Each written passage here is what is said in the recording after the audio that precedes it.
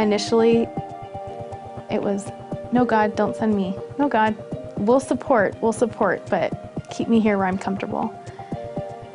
But God kept putting confirmation after confirmation after confirmation in front of us that we were to go. And I think I spent a lot of time in advance afraid of what could happen, that I never anticipated how wonderful it could be and what a blessing it could be. As far as goals, I think the thing that I was the most excited about was being able to go and experience firsthand what Wipe Every Tear, this organization that we're supporting on a monthly basis, what they're doing and how we could be a bigger part of it. We've heard from the founder, Kenny Sachs, at our national conference. We heard firsthand from him about these girls and the hope that they now have and the future that they now have. And I think there was a part of us that really wanted to be able to see firsthand what that looks like.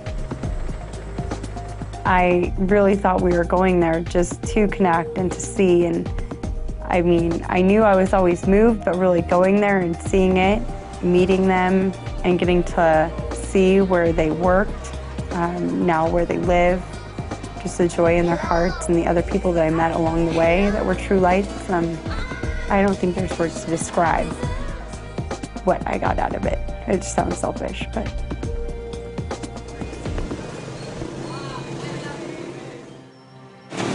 This is Fields Avenue. It's right off of where Clark Air Force Base was. On this street alone, which takes 5 minutes to walk up and down, there are 15,000 girls that are trafficked just along this street and the bars alongside it. And it looks like this during the day, but at night it's a completely different experience, and it's really, really disturbing. So we've just walked up and down the strip and just been interacting with girl after girl, and every single interaction after interaction is the same story. It's the girl that is from the province or the slums and didn't have money, and her family wasn't able to support themselves. And so a friend, cousin, some type of recruiter tells them about a job. They come out here, come be a waitress. Well, the waitress position turns into a server position. The server position turns into a dancer position. And you ask girl after girl after girl, do you like what you're doing? Not really. Sometimes they're not very nice. Why do you do it? Because I have to make money. I have to send money. They're sending money home to their families to support their families. Hi, this is Paradise Village, which is near Navotas. And we wanted to come here and just give some food and see what poverty really looks like. And we also wanted to get a first-hand look at where some of the girls that we met down in Angelo City have come from.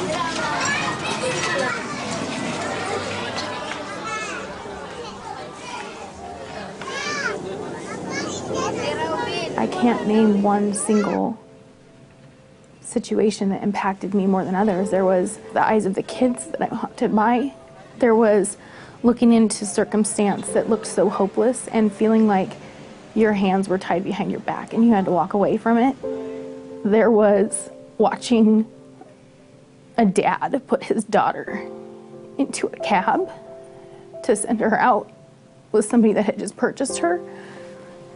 There was a 2-year-old little girl who walked up to me naked simply because she wanted my bottle of water. She was thirsty and she just wanted fresh water. And how we take that for granted. There was going into places that were so full of darkness and filth and meeting people like Ate Jean. She is a beacon of light in Angelo City. She was amazing. I've never known anybody like her. Ate Becky from the Hope House. She is the Hope House mom, the coordinator. She really is just such an inspiration to all of us on how we should live. And then there's William and Mercy from Fishers of Christ in Navotas, and they are true beacons of light in this dark, dark area that they live in. When your breath is completely taken away and you think, how can I possibly make a difference? And then how can we possibly make a difference? And then you see people like that and you see the difference they're making. And then you get that glimmer of hope of we can make a difference because these people are making a difference.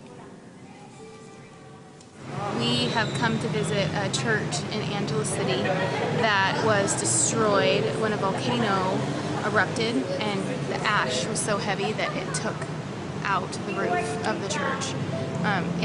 It looks like something out of a movie. Like I can't even describe what I'm seeing, but there's a family that lives here in the church, and a woman named Ada Jean who has the joy of the Lord in her like you don't see in people that you know back home. And she just told us that 3 days ago a typhoon came in and took out the remaining roof in their home. And as she told us the story of floodwaters being up to her calf, she said, praise God, God always takes care of me. Praise and worship. What hit me most was in Navotas, the little kids that lived on the side of the street that slept on dirt that were covered in flies, knowing that most of the girls that we met in the bars in Angeles City and in Manila, that's where they came from. That was their life before, so that's where they're heading. Okay, we're here now in Navotas City, under the bridge. In this bridge, we have 5 families living here. Before there are only 3, but now they are growing. So there are 5 families here. And the water will rise up every night. They have to move all these things to a higher place and then wait until it subsides and then go back to sleep. I think I experienced a certain level of anger on the trip, anger at myself for the ignorance that I had prior to this trip. And if anything, it just made me want to be a part of spreading awareness of sex trafficking, awareness of poverty, awareness of lack of education. If God put this in front of us, if God put this directly in our paths, it's our responsibility to spread that awareness and to share with other people what we've seen. We don't want this company to just be a business opportunity after what we experience. You can't help but know that there's a greater purpose in all of it. I truly see us being able to use Damsel as the platform to go help so many more, being able to help with food, provide education, and sponsoring kids to go to school so they don't have to sell their bodies. So then that way, there's a hope for them. We're so excited to watch God grow this company, because the more we do, the more God can use this company to make a difference. And I think the greatest piece would just be praying that God would direct us and put those directives in front of us of this is where I'm leading. Will you follow? And will you follow with us? Will you, as our field, who have pledged your allegiance to our mission, follow us as we follow his lead to be able to make a difference in this world?